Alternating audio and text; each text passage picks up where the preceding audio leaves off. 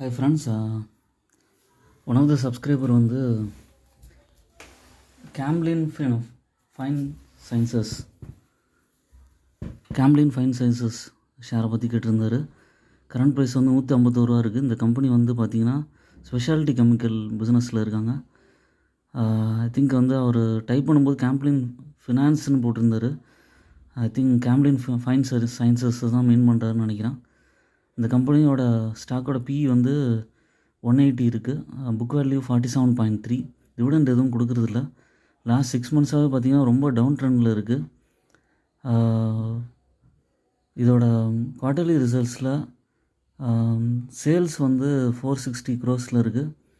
அதுக்கப்புறம் net profit வந்து நெகட்டிவில் போயிருக்கு, -15 lakhs இருக்குது. ப்ராஃபிட் அண்ட் லாஸ் ஸ்டேட்மெண்ட்லேயும் ப்ராஃபிட்ஸ்லாம் வந்து நெகட்டிவில் இருக்குது.